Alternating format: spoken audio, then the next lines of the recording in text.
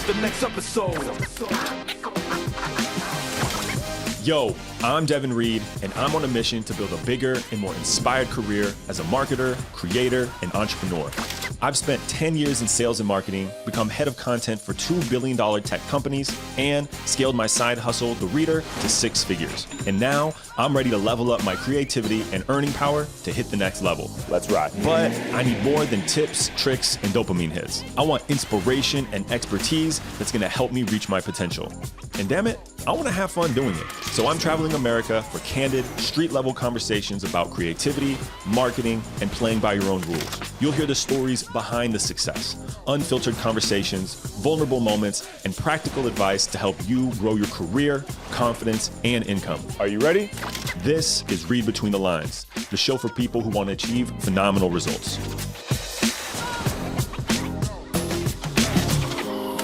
Today, we're in New York City, and I'm about to sit down with Kyle Lacy, who is a legendary SaaS CMO. And we talk about how to be a more creative marketer and how to build a fulfilling career while balancing your personal and family life. We break down why you should and should not write a book, how to put demand and brand together to grow your business, and how to prioritize your life to make sure that you can build your career while supporting your family. Are you ready? Let's rock. I'm kind of tired of talking head Zoom calls. I was over it in 2020, let alone now. That was actually the jump off point for the show, was talking to a friend of mine, Chris Merrill, and he was like, you have to get out of the fucking Zoom box. You got to get out and meet people and be at events and all that stuff. And so no offense to Mark's Proof Point, but Mark Huber is on set. He runs the Proof Point, so we're giving him a hard time today. I like Proof Point. I love Proof Point. I am? Yeah, I am. Right. Who am I with? Oh, yeah, right. Right. That's a good one. And Mark who? Oh, yeah. Okay. Product marketing, right? Yeah. Narrative design. I'm guessing we're rolling because we're always rolling. Yeah, we do the anti-start on the show. Great. I love it. Love all of it. So very excited to meet you today. It's good to meet you. 6 minutes ago. So I'm very grateful for that. And I'm thinking, like, how do I open this thing? And I know some about you, not a lot about you. So I go to your LinkedIn and I found this. We stalk each other. We know of each other, yes, but we've never shaken hands, complimented Knowing shoes of in is better person. than Yeah. Stalking. And so I'm like looking at your LinkedIn and all this stuff, and I just found a sentence that I liked, and I decided I'm gonna start here. So my favorite sentence on your LinkedIn profile, if you scroll down to your experience section, you landed your third book. I think this is your third book, Social CRM, published by Wiley. That's the experience. And underneath it, you write, I wrote a book for Wiley. We thought social CRM was going to be a thing. It wasn't. I'm pretty sure we sold 3 books. One of them was me and 2 of them was my mother. So thank you, Lacy. It's much appreciated. It was a failure because we thought, at the time it was really cool to be social selling. Yeah. Right? And it's having somewhat of a reemergence now, but we had this idea that the sales force of the future was going to manage all this social data. And so we made a dummies book, which actually doesn't make much sense because the category wasn't even created. So why would you even need a dummies guide? Right. So you were too far ahead of your time. I was too far. Clearly, because we didn't. You could probably go. I actually had a sales rep go buy one of them off of eBay and send me a picture of him holding it. I'm like, you picked the wrong book, man, because I failed miserably. Kind of like poking a wound, hoping to get a meeting. Like, look how thoughtful I am. I picked your worst selling book. Yeah, because I wrote something on Twitter and I wrote something on branding, and then they came back and said, hey, you want to do this social CRM thing's going to be really cool. You're going to have 500 editors helping you with it. And I was like, great, let's do it. And it just did not work at all. So Wiley approached you because it was your third. Was it because it was your third book? Yeah, and yeah. So can you? I had done Twitter marketing for dummies. Was my first one with Wiley. With too, Wiley, right? Yeah. And then branding yourself, which is with Pearson. Okay. And so once you're in the dummies family, it's even it's weird to say. They usually come back and they'll ask you, "Hey, we have this idea. It was pitched to us. Would you be interested in authoring or co-authoring. And I had social. I was working for ExactTarget at the time, and we were a big Salesforce partner. And I was like, this makes sense. Let's do it. What could go wrong? Clearly a lot. What the first two books, I want to ask, how did they sell? But I know there's other like metrics and ways to like gauge success of writing a book, but we'll start with like the obvious ones. Like, how did the first two books go? I mean, you kind of gauge it off of editions, like how many editions is the publisher willing to print, basically. Branding Yourself was by far the most successful. It's in its 4th edition. Wow. It's in 5 languages. For some reason, there is some college or university in Seoul, South Korea that buys 200 every year. Wow. So I don't make any money off the books anymore, but for some reason I get a check for these 200 books that I think a professor just buys randomly in Seoul, South Korea, because it's printed in Korean. But there's a small college community there that absolutely adores Kyle Lacy. Like, they're just like, there's probably a small cult following that you're not aware of. Probably. My wife was like, well, you got to figure that out, because we got to go to Seoul and meet some people, right? So really, both the books were for speaking. So I made more money speaking on the foundation of the book than I did writing it, because they pay you up front, and then you might get some residual. But for me, it was more of a branding exercise. Being, when I wrote Twitter Marketing for Dummies, I was 6 years out of collage, and so I was pretty young to write a book. I would say. And it just helped when it came to, I was selling social media services, Sure. and it helped the agency that I had started at the time. If we can go behind the scenes a little bit, I know when you work with a publisher, you said you get an upfront and then you get a residual. Yeah. Those residuals can be thin sometimes, I've heard. So what is if you don't mind sharing, this is years past for you. It's like, I've heard it's like 5% of book sales, or even less sometimes. It's less than that. Wow. I actually do not remember. What I do remember is that the most money I made was the advance. Do you mind sharing, just out of sheer curiosity? For Twitter Marketing for Dummies, I think it was 15 to 20 grand. Not bad. And then we had Branding Yourself. I co-authored it with somebody, and I do not remember what that was. But so it's very much dependent on a lot of factors for Wiley. It's the following you have. It's how many books is the company you own or you work for willing to buy up front. You see a lot of people that will publish books by Wiley. I very much appreciate the fact that they're creating content, but you can go to Wiley and say, hey, we'll buy 15,000 books up front, and they'll be like, okay, great. And the benefit, I guess, to you is like you get Wiley on the cover for credibility. You get Wiley, it's all credibility. And they help you, I'm sure, with the editing and publication. And that's changed. I think that's changed now as content, as the way we consume content changes. But initially it was, I'm a published author, look at me.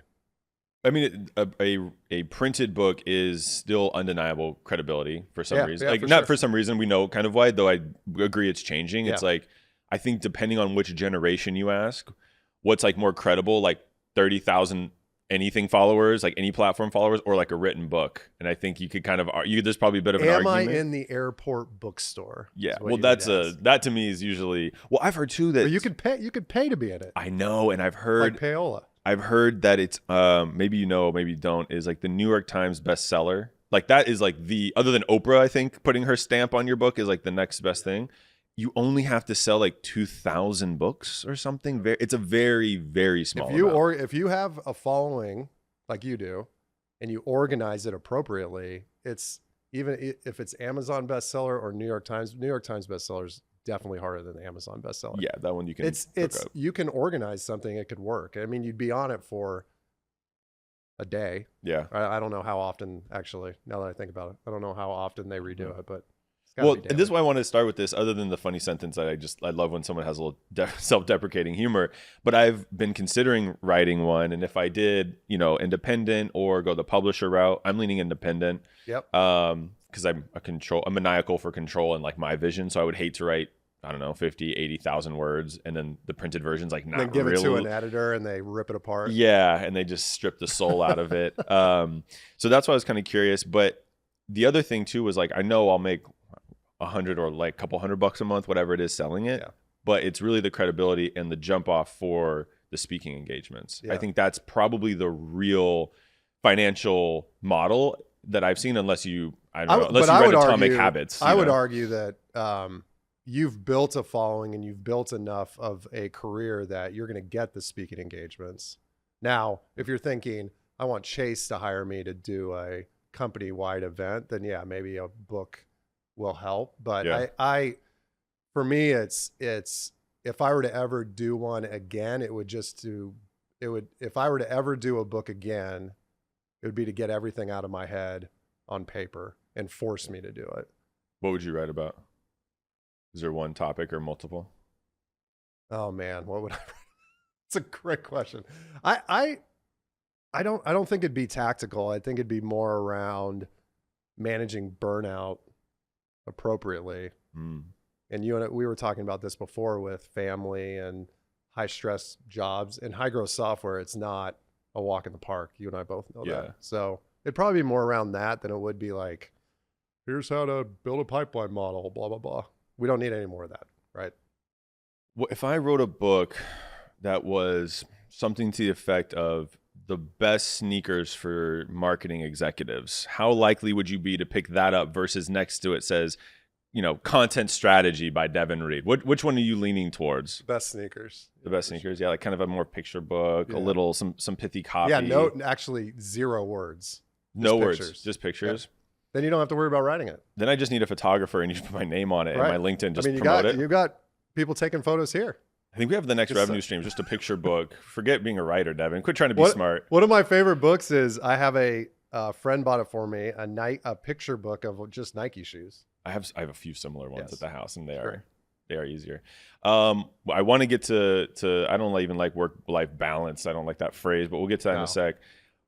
The other way that I first found you or learned of you was probably 2018. I think you were at Lessonly at that time. That's when I actually basically heard, I don't know what came first, you or Lessonly, but they were tied together. And I remember, I'm at Gong and we're being loud and we've got purple or I think I'm pink. I don't know what color we were at that time. And then here comes It's surprising that I actually know. I think it was pink. It was pink. I was following it pretty closely. I've just drank that Kool-Aid for so many years. Pink and purple start to bleed together. And then here comes this yellow llama. Ollie the llama. And then I learned, I'm like, what? And so I started clicking. You had there was a merch store. I'm guessing, here's what I remember. It was a brand relaunch with this mascot and a merch store. And Kyle Lacy was to blame or to credit. We'll talk about how it went. But that's how I found out about you. And I think that put Lessonly on the map, at least again, from where I was as a AE, in San Francisco at the time. Yeah, I mean, I look fondly back on that time because Ollie, I mean, you can roll out a mascot. Any company can roll out a mascot. But Ollie was built from the very beginning in the fiber of Lessonly. Ollie had been around since Lessonly had started. No, really? There was, for some reason, there was a picture drawn on a chalkboard of a llama. And no matter how many times we were in an old schoolhouse. I guess I should have said that up front, was our offices. Oh, really? So what city? Indianapolis. Okay. So there were chalkboards everywhere. And apparently this Ollie llama started showing up on chalkboards and just never went away. And it just became part of the culture and the onboarding process. And when we decided to do the rebrand, we said, you know what? We actually did it. We did it pretty well because Target was on a llama kick. If you were to walk into Target, I don't know what celebrity they had like faces plastered on the side of the building at that time, but there was llamas everywhere in like 2017, 2018. And so we kind of hit that where everybody thought it was cute and worked and it fit in the culture and our values. Yeah. And then we just used it for direct mail because who doesn't want a plush llama or a golden llama, or it just fed everything that we did, and it helped continue to scale the culture, which you and I both know is very difficult as you go from 30 people to 250. Yeah, we were at 250 people when we were acquired. The performance of the golden llama. Let's talk about that for a second. Because the thing I was talking about a couple minutes ago was there's a couple things. One, I think and I'm not a CMO, so maybe it's like, me overstepping, but like, I don't think every CMO is as performance focused as you are, or you've talked about, at least in terms of pipeline and revenue. I feel like when I was kind of earning my stripes in marketing over the last couple of years, you're kind of like the performance CMO, like you came up through growth marketing, or you're like a brand guy, you're a brand gal. And like you kind of go like this, but we all kind of knew like the brand gal or guys, like a little easier to cut, a little harder, and if you needed to, and a little harder maybe prove the value of brand. And that's what I really liked about this Llama, because Lessonly was successful. Yep. You were acquired. Yep. And so I'm curious to learn a little bit like your perspective on like, how does brand fuel demand? Because so often I think people just view them as like two different things, but I think you connected them really well. Yeah. So I got to be cautious here, because I think that it's important to allow creative people to design and build what they think will be the best experience for the customer, prospect, or whoever you're sending something to, instead of trying to worry about an ROI number. So while we know the Golden Llama drove direct source revenue, like we actually paid it back and more, I didn't approach the project with an ROI. Like it wasn't something because at Lessonly what we did, and I've adjusted this over the years, but 70% of the budget went to generating revenue, because we were heavy inbound. And so we controlled a lot of the bookings as a marketing team. 30% went to brand that we measured as a part of a retro to say, okay, what happened? But I wasn't tasking the team to say, hey, go take this Llama and try to figure out a direct mail piece that's going to drive 500 grand in pipeline. It was, hey, we think a Golden Llama being sent to prospects to give to employees that they think are living out the culture of their company would be a good idea. And we just went and did it. Now, the Golden Llama was part of the Lessonly culture, so it kind of tied. But right. I mean, I know that it generated 6 figures in revenue, the campaign, but that's after the fact. It's after I had spray painted 2,000 llamas in my backyard before we actually figured out how to manufacture the thing. So if I'm not going to get cancer from Celsius, I'm going to get it from that spray paint. spray painting. I've got pictures of these little, and I guarantee you, we funded this company in Michigan that made these 4-inch ceramic llamas, because we bought thousands of them. Wow. And we would call them every other month and be like, hey, we need more llamas. And I guarantee you they were in business over a couple of years, just because we were buying this. They loved seeing Kyle Lacy in their inbox. They're just like, yes, the business continues to run. The Lessonly phone number ringing. Let's walk through the idea. There's a kind of like the launch, grow, scale. Obviously, that's like a known framework. That's what you kind of graze through though. So let's go through the ideation of this, which I love that you said, let's do something creative that's going to deliver the right experience. Because if that works, we'll get revenue. So let's start right there for a sec, which I've done a lot of mailers, or I should say been tapped to say, this team's doing a mailer. I don't know, Devin, you know stuff. You jump in there and give them some ideas. And a lot of times I think the whole concept is like around the thing. And a lot of times it's like, well, Apple Watches or AirPods and whatever. And I go, that's a cool gift, but it's one, soulless. It's just a thing.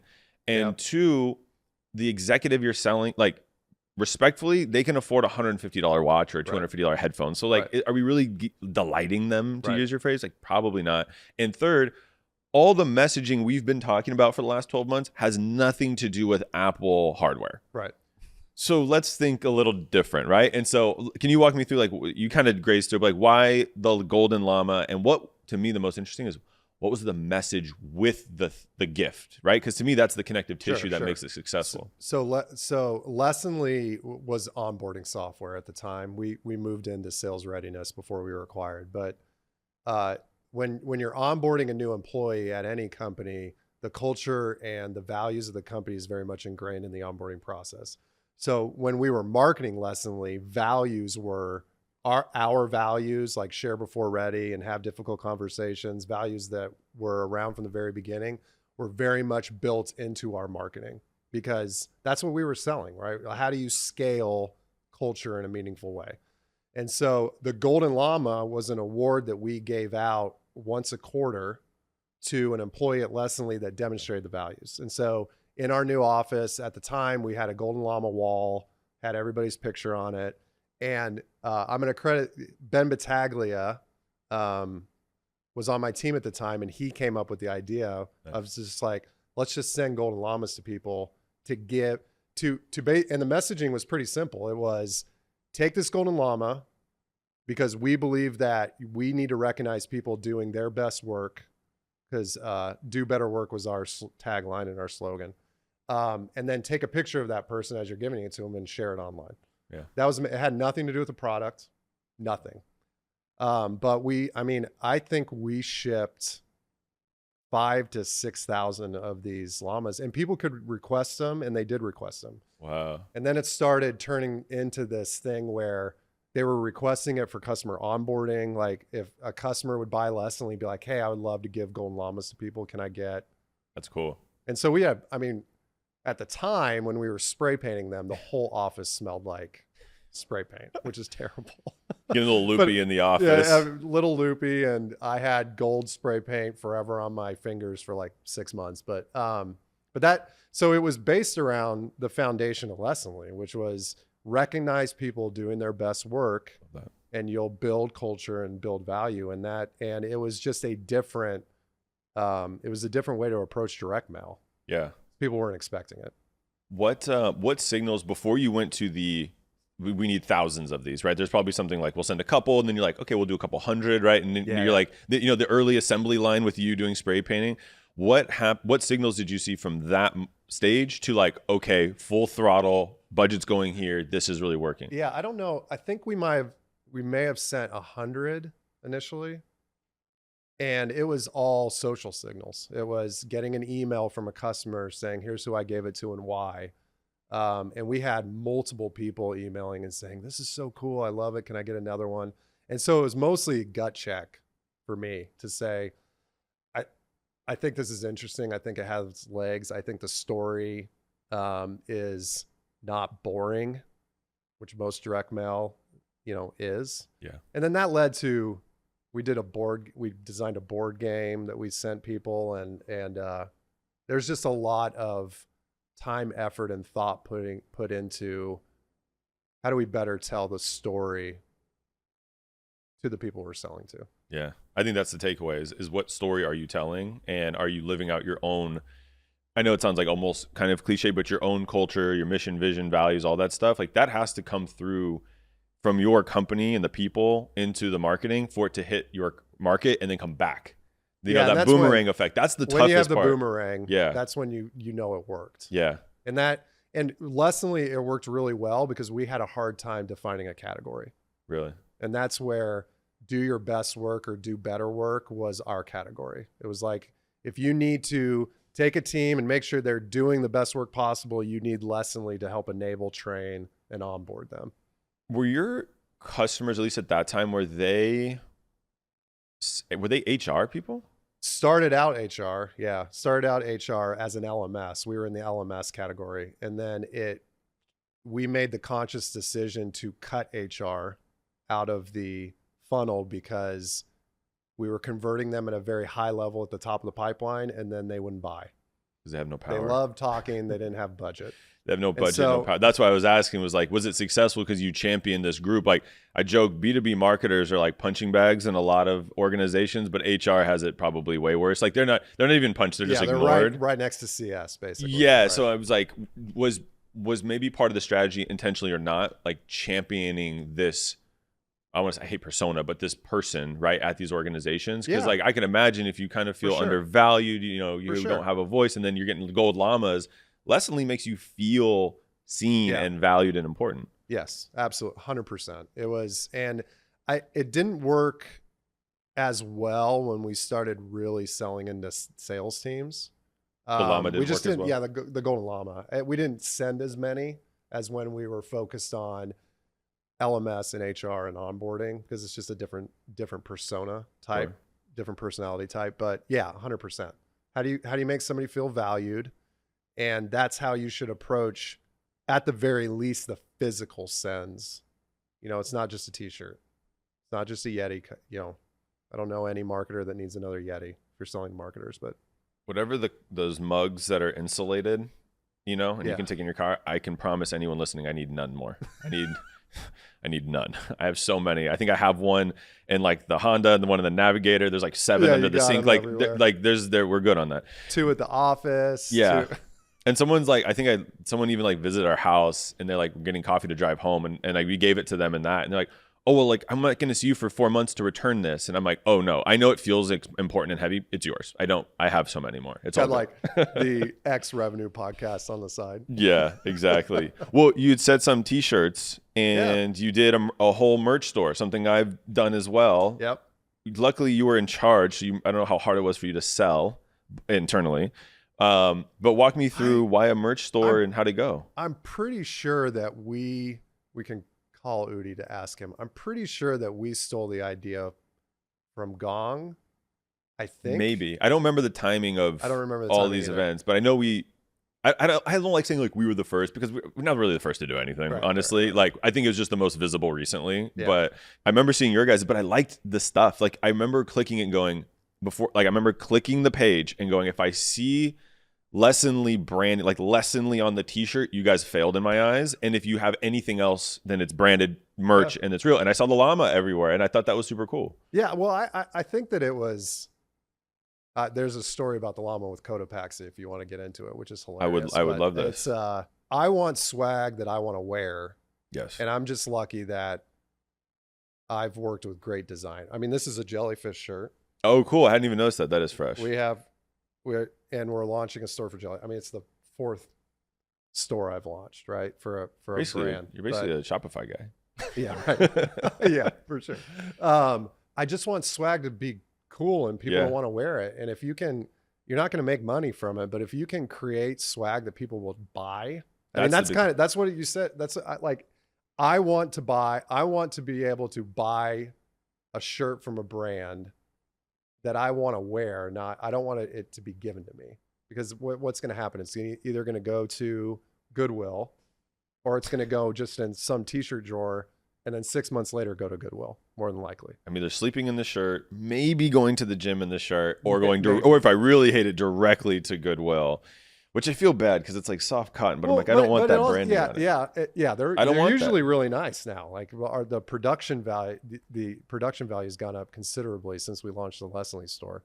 But for me, it was also a way to differentiate in the sales cycle where, if you use Shopify or use Postal or another provider, the reps could send gift cards for these stores as part of the sales process. And again, that was a surprise and delight moment where they weren't expecting it. They weren't expecting to get a Golden Llama in the mail. They weren't expecting to get a board game. They weren't expecting to get a gift card to a swag store that they actually wanted things from. When I worked at ExactTarget, it was one of the values, surprise and delight, and I've carried that since I left in 2014.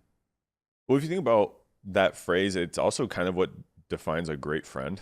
Yeah, for sure. Someone who's surprised and delight you. Like, you're not expecting, I don't know, it could be like a birthday gift or just a text. It could be a random text like, hey, just wanted to tell you I've been thinking about you. And you're like, oh, I needed that today. That makes a great friend. Not too many brands, I don't think, or at least companies, I should say, invest in their brand in that way where it's like, let's think about going above and beyond. And then the delighting is making it not about us, like not sending 100%. A t-shirt with our logo on it and expecting 100%. That they're going to want to wear it on the weekends to a brewery. No one does that. If I see you at the brewery wearing that, I know that's your company. You're the CEO. That's the only person wearing that. That's the only person wearing that. You're a little, and then you have a jacket with it on it and a hat, and for sure. But I think that it's taking it one step further with design, and you have to have a great designer, or you have to have 100%. A great design team in order for it to work, in order for it to actually feel like it's part of your day-to-day. Like, when we rebranded Jellyfish, we launched a electric seaweed green as part of our color palette. I like it already. Game, blah, blah, blah. And I walked into Nike in Back Bay in Boston, and one of the walls in the store was this green. And I'm like, there you go. Because we have designers that think deeply about experience and what you want to feel. And I'm a huge advocate for great design will build companies faster, frankly. On the product side too, which I know less about from a UX perspective, but definitely brand design. Why don't more companies have that perspective or invest in design? There's not a lot of designers that are good at it. In B2B or just in general, it's just B2B. hard. Yeah. B2B, yeah. For what it's worth, when you walked in and I saw you, I genuinely thought, that's a cool shirt that he has under that blazer. And I thought it said hell because it says jelly, but because the way it was laying, I thought I could see something ELL, and I went, this guy's kind of badass. He's just rocking like a hell shirt or something. We need to test it with the suit jackets from now on. But yeah, it does look like that. It looks cool. I did the same thing. We launched a quick merch store for the reader, and it was like the number one rule is no reader. Like the reader isn't on it, even though we have very little brand recognition. We're new. So I thought, what's the word or something that I've been doing or saying? It's the word yo. I've been saying yo forever. I say it at work before it like kind of got more casual, and I've started every newsletter for the last 3 years with yo. Welcome to the next episode. So the T-shirt, which I'll send you one, only if you'll wear. I'll wear it. If I see you didn't activate the link I send you, I'll know I need to go get more design, a better designer. I'll activate. And so yeah, it just says yo in green with an exclamation point. That's all it says. So I'm with you on the design front. You said something interesting. The merch store is not going to make money. Yeah. Which sounds like a lot, a cost center. But I know that even if you break even, that's a huge success that people are like, you can just keep this store flat and like doing it. So how do you kind of justify, well, one, actually, what is success if it's not to make money on the store? How do you define the merch store successful? Because it's not money, obviously. It's not revenue. I approach the swag store like I would any tactic in terms of measuring against an attribution model. Really? I mean, yeah, you had it like T-shirt at certain point in sales cycle, like attribution. Yeah, cool. for sure. Because you could trigger it through postal, where you just send a gift card as part of the process. So that's cool. As it needs to be built into the flow of the sales cycle, and we're not quite there yet at Jellyfish, but that's what we were doing at Lessonly. That's what we were doing at Seismic when we launched Aftershock. You said Aftershock, it shook you, and I had the idea of, did you have branded G-Shock watches? No, but we should. I don't know how connected you still are with them. We can reach out if there's there needs to be an orange G-Shock with Aftershock on it. I would wear that. That would be cool. That would be cool. And that was the first one where we branded the Lessonly story Llama. It was the Llama brand. It didn't have Lessonly anywhere on it. Seismic was Aftershock, and for Jellyfish, we're just calling it the Jellyfish store for brand value. But the thing about we had circled around this Cotopaxi. Yeah. I think it's important to tell the story because I think it's funny. Which is it's like an outdoor. I'm not very outdoorsy. Cotopaxi is like it's an outdoor. It's an outdoor. It's a competitor to Patagonia. Right. So it's for I've seen the backpacks and the now jacket. Similar and so they have a llama alpaca head. Yes. And when we launched Llama, we had a llama head that we actually didn't realize looked exactly like Cotopaxi. Exactly. To be fair, Cotopaxi was not nearly as big. It wasn't at the time. Now it's pretty big. I see it all the time. But then I would never have heard of it. It wasn't at the time. And I'll never forget, I got a LinkedIn from Davis, the CEO, the founder and CEO at the time, Davis Smith, saying, hey, I'm getting a bunch of notes from people asking if this is like an offshoot brand from Cotopaxi. And he goes, I know, I've talked to him before. I know that you didn't mean to do this, but you're going to have to change that logo or we're going to have to do a cease and desist. Look. And so for me, it was for me as a marketer, I was like, wow, we just created something where we were nowhere close to being at the same value as Cotopaxi, but it was high enough quality to where people were sending it to him asking if it was a different Cotopaxi brand. It was legit enough on site. It was legit enough. It looked legit enough as a B2B swag store. Hey, good for you for getting that many eyeballs on the store that then got that many messages to the seat. You have to get a good amount of traffic to even get there. Yeah, and to his credit, he was very gracious. And if anybody knows him, that's how he is. And we changed the logo and it was fine. But going back to the original question of just measuring value, I think that having something built in the sales cycle is the most important way to do it. And then on-demand printing, you don't have to shell out a ton of money to do this. Right. Yeah. Just it's easier. when we did it at Gong, it was I just took notes for now because at Gong we didn't tie it to the sales process at all. It was just like this open store. It was just like a big brand play, and we still sold a lot of stuff, and it worked in that way. But there's now that I'm hearing this from you, like there's so much more we could have done. Well, yeah, and at the time, I mean, we manually did it at Lessonly for a long time before we had technology in place to help us with the process and flow of the sales cycle. By the way, if you don't get at least one cease and desist in your marketing career or get close to it, like, are you marketing hard enough? You know, we got one and this was, and luckily, like, they're not, like, dare I say naivety? Like, we didn't know, right? It wasn't intentional. You didn't like see a backpack and we're like, I'm going to steal that llama today. Right. We launched the, what was it? Oh, Reveal, the revenue intelligence podcast, and definitely didn't Google that there was already a Reveal podcast. Completely different, nothing to do with software, and so they came after. I've gotten a cease and desist. Speaking of Udi's like, if I've ever gotten in some hot water on the marketing side, Udi's always behind me with like the match and the kerosene. Like, yeah, let's do it. So that we might have had more than one actually, but that one was the podcast reached out to us and was like, hey, you can't launch a show called Reveal because we already exist, and so we were like, well, we're not changing. Like, they wanted us to change the name, and we're like, we're not doing that.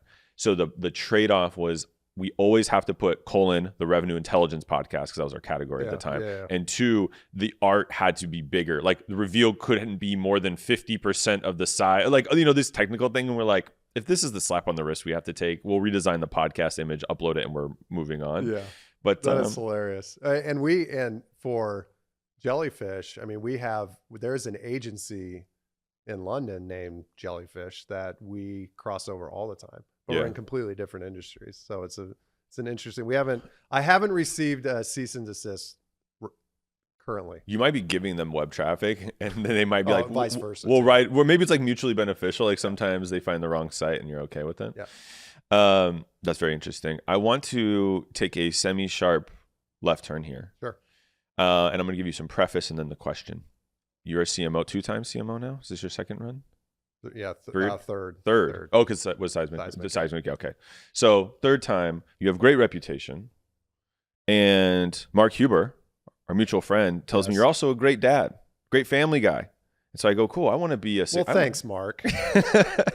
I'm like, well, that's really cool because I want to have a good career and a good reputation, and I want to be a good dad. So I feel remiss not to ask you a little bit about this. The funny thing is you never, and maybe it's me, but I never feel like I'm quite living up to the expectation for myself as a father, even though I am pretty focused on spending time with my kids when the time is there. Like, for example, I don't work on Saturday and Sunday. Very rarely do I do email or Slack or anything. So that I can spend time with them. I very rarely take long week trips or multiple trips within a month, as an example. And it mainly came from just having a conversation with myself about what value do I want to pass down to my kids in terms of work ethic. I learned it from my father that working hard was very important.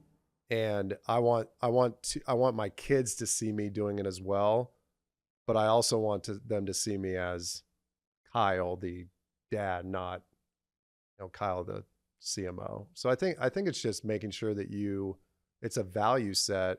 And I learned this. Joe Staples, great CMO, somebody I've looked up to for a long time. He kind of led me down this path to say you need to understand where your values lie before the kid comes. Yeah. And they'll evolve, but it's something I had to come to terms with myself, because I put way too much of my self-worth in my job. It was terrible before I was married and had kids, but it's my ebbs and flows and ups and downs are very, very much based off of my career and my job, because I love it. I love what I do. That's a common theme on this show is tying your self-worth to your career more than you want to. Yeah. It sounds like what changed for you was, getting married, having kids, but was there like a specific, I don't know, scenario or event, something that happened where made you really, the real click inside your head, like, oh, I need to kind of readjust this a little bit? I think it was, there wasn't like a lightning strike moment where I was like, damn, like now I feel like I'm doing this correctly. It's been an evolution. I think mainly it was just making sure that I shut off on the weekends, and I made time. One of the Lessonly values was make time for life. And I mean, I think about that almost daily, is that making sure you make time for life, and life's just not fully your job. Now for me, it will always be 70% because it's just my personality type. But the other moment was after the Lessonly acquisition and I joined the seismic leadership team. I put way too much of my time and energy into the job, and I burned out in 9 months. Wow. Because it was, you go from managing a marketing team of 20 to inheriting a team of 50 and trying to combine them. And then you have people all over the globe. And I was spending 5 a.m. to 8 p.m. Wow. Just working. And even if I took a Saturday, I was burned out all the time. And I just remember, when I talked to Doug, the CEO, and he was very gracious with me and said, hey, I can't keep doing this. It was the realization that it was affecting my day to day with my family, right? Because I was in just a shitty mood all the time. Because I was stressed, wasn't getting good sleep, insert sleep podcasts to listen to. So for me, it's do not try as much as possible not to let the emotions of the job affect the way you're raising your family, or the way you're raising kids, or how you're presenting yourself to your family on a daily basis. Yeah. And that's not easy at all. It's not. It's easier to say. For sure. And I talked to it. So I've labeled it like working dads, and maybe there's more niche, or it applies to moms too. But like I've talked to a lot of dads. Yeah. Who did you come from a blue collar family with your dad? No. Okay. Well, your dad worked really hard. That's like a lot of times he's an entrepreneur. Has his own business. So different. Same work ethic, different background. A lot of people from, like, I come from blue collar families, especially, like work hard. And so then we have this instilled in us of like, we have to work hard. Dads have to provide. And then we have this, I should say, at least I do, and some of the people I've talked to, we have this guilt of when I'm at work, I'm not spending enough time with my kids. And when I'm with my kids, I'm not spending enough time with my work. And so like, how do I kind of reconcile that to ideally be happy and to have a fulfilled life, right? And so that's why I don't like work-life balance, because I don't think there's ever a Friday I shut the laptop and I've been like, perfect, the scales are even and I feel great. It's like, it's not even the right frame of mind. So to me, it's more of like prioritization. Did I prioritize the right things? And in less of a week, and maybe more of like 2 to 3, 4 weeks, right? Because I've been on the road for 5 days. I haven't seen my kids for 4 or 5 days other than FaceTime. But I get home on Saturday, Sunday, no work, all family, to quote unquote balance that out, Yeah. I don't, you mentioned guilt. My issue is that I feel, this is gonna, we might have to frame this a little bit differently, but I feel guilty that there are times when I don't feel guilty that I'm with my kids. Does that make sense? So like you feel almost like it feels, you might have to edit that. No, it's like so you feel like you almost feel guilty for being free with your kids. No. I want to be at work over sometimes being at home. And that's when I feel guilty. That desire. I've been there because I have a 3 and a 1-year-old. And there are times where I tell my wife openly, I would kind of rather be at work now. Or like if I'm, for sure. And really what I mean is like, it's like, should I really feel this way? If we're contributing to the house and the family, there's like the kids and then like working, like how someone has to take care of the house and kids, and someone has to make money. Right. Where I feel the guilt is like, I'm doing the family version and I'm like, this is really tiring and frustrating. I'd kind of rather do the other thing right now, because the laptop sometimes is just a little easier and less stimulating. So I think that's what you mean. And I do know what you mean, where it's like, shit, should I be feeling like this? Like, shouldn't I be so stoked to be with my kids right now? And I go, I'm really grateful I have them. I'm really grateful I have the team. And I'm just going to recognize this is really freaking hard. Yeah. And I'd rather do something else. And it's okay to want it and do it for maybe 30 minutes or an hour, take a break. Because to your point earlier, is like, I feel even more guilty when I'm overworked myself, tired, and I'm a shitty version of me, that I'm a bad dad. 100%. And then I'm not even enjoying that time anyway. So 100%. it's like, if I'm here not giving them the right mind frame and like the tension, is it better to just take a little break and then come back when I'm ready? Yeah. you know? Like I will text my wife and say, hey, I'm going to be 30 minutes later because I need to get this done. Yep. And I could be so much better at managing that expectation. But I have so much of my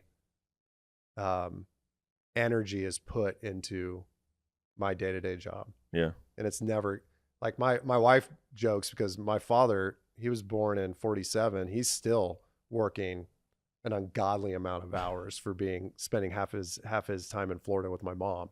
And I'm going to be that way too. And it's just how we were raised. And he was raised by the greatest generation, which is a very completely different type of parenting model. Right. Yeah. But that's how I'm always going to be. I will never, like, this idea of let's retire and go hang out. Like, it's just not, I'm never going to do it. This is as close to hanging out as you get. This is like with me. This is pretty chill. I like it. Yeah. For the most part. For the most part. Okay. We got some notes after the show, a brand survey to figure out. NPS. You should do NPS for this show. NPS for the show. Oof. Yeah, maybe we could. I think the activation link is a good signal for the merch. That's true. If people text me back after the show. Wow, Kyle's just been so busy for the last 24 months after meeting. It's really weird. He just texts me back. Mark Hubert, weird. Text me back immediately. You're actually, Mark's sitting right next to you, and Kyle's but he's not responding to you. Yeah, it's terrible. So I mean, what's next for you on this kind of CMO and dad journey? Is there something you're kind of focused on in this way of like prioritization and making time for life? Right now I have 2 sons, 8 and 6. They are full into sports. I mean, we're gone almost every evening to some practice or game match. And for me, it's just trying to make as much time as possible to be there for those things. Mm-hmm. And that's not always the case. This is for marketers. We all know this is the busy season for conferences. But for me, it's just being there so I can encourage them, make sure they're trying their hardest. Right. And trying to instill this idea that you have to work hard to get what you want. You've got to show the kids how to do it. It's not just going to come naturally to a lot of them. I agree. My 3-year-old, and you could hear what I'm about to say and go, Jesus, Devin, put your phone down. But we'll see. The truth is, I work off my phone and laptop, right? Yeah. Like if I'm on my phone with my kids, it's not like I'm scrolling on Instagram and hanging out. It's like a quick, I got to get back to Kyle because he needs to know the location, something like that. And so she's got these little magnetic magnet blocks. I don't know if you've seen these little magnet things. She found a little rectangle green one. Green, that's the brand color. I don't know if that's good branding or not, but she picks it up and she goes, hold on, Daddy, I have to be on my phone now. And she just pretends to be on the phone to the point where like, all right, it's dinner time and we'll leave playing and go walk over to the kitchen. She'll be in her little thing where she eats and she'll be like, oh no, I left my phone. She'll run over there and get her phone. Like, I have to have my phone. So part of me is like, we should probably be a little more mindful of like our phone with us. Sure. But at the same time, I asked her, I said, how do you feel when Daddy leaves for trips? And she's like, I like it. It's like, ouch. Wasn't expecting that. But she goes, I know you're making money for us in the house. At 3.5, she said that. I swear, I know that sounds like some weird kid flex. And I went, and she said it pretty straight. Now, does she really know the dynamics? Of course not. But the fact that we have at least intentionally instilled, like, work is not a bad thing. I don't feel guilty. I don't say sorry I have to go to meetings. Right. I'd never say sorry I have to go to meetings or sorry I'm having to do this because it implies I'm doing something bad that should make some guilt in the house. Like, no, we work hard. We make sacrifices. We haven't taught her that phrase. And so, seeing the little green rectangle, I'm curious when I get back in a couple of days if that was a phase or if she's like, Daddy, I've been texting you and you're not replying. Like we're in the phase now where the kids have Apple Watch and an iPad where they can text. Okay. And so with my 8-year-old, I've started texting him while I've been gone. But I've realized pretty quickly that they if I'm gone for like 4 or 5 days, they care. If I'm gone for 2, they like, I'll try to FaceTime them and they'll just be like, whatever, dad, I'll see you tomorrow. Love you. And then they go do, like, they're just, they would love to go do something else than FaceTime with me. That happened to me this week where it was day 2 and we're in the car, we were going out somewhere and it was like, trying to FaceTime, you know, we call Nani, or my wife's parents were watching them, and I couldn't get eye contact on that FaceTime for anything. Like, she's just doing something. Yeah, no, okay, I'll be back. I'm like, I'll be home in 2 days. Okay. Like, just does not care. I'm like, all right, cool. Maybe I don't need to feel so guilty. Like, they're I don't, like I said before, I think it's about making sure you're present when you're with them and making sure they understand what hard work looks like. And then, you know, making sure you communicate appropriately. Yeah. So that they know why you're doing what you're doing. Because I think a lot of times people just don't communicate in that way to their kids. Like, they're human beings. Like, tell them why you're going on a trip. Tell them why it's important that their mom is doing stuff for herself as well, right? Like, just make sure you have more of those conversations. I love it, man. Well, surprise and delight was kind of the theme. You delivered. I want to say you surprised me because you lived up to expectations, but you delighted for sure. So I want to say thank you for spending time with me, sharing your wisdom with our guests. I really had a good time with this conversation. I did too. It was a pleasure. Thanks, man. Yeah. All right, if you're still listening, you must really crave growth, and I respect that. And you don't have to wait until next week's episode for more marketing advice. There are 3 ways I can help you scale your content right now. Every Saturday morning, I publish a newsletter where you'll get content tips and strategies for growing your career, brand, and business. Subscribe now to join thousands of readers. Just tap the link in the show notes. My ebook, Content That Converts, shows you how to confidently grow your reach and audience. This expansive digital playbook, packed with tips, techniques, and examples, reveals the exact strategies and step-by-step processes for converting attention into audience growth and sales. To buy your copy, hit the link in the show notes. You're seeing a pattern. And if you'd like to sponsor this show or partner with The Reader, email me at yo@thereader.co. Yes, that's yo@thereader.co. That's a wrap for now. And if you like the show, go ahead and give us that 5-star rating on Apple. It helps us grow.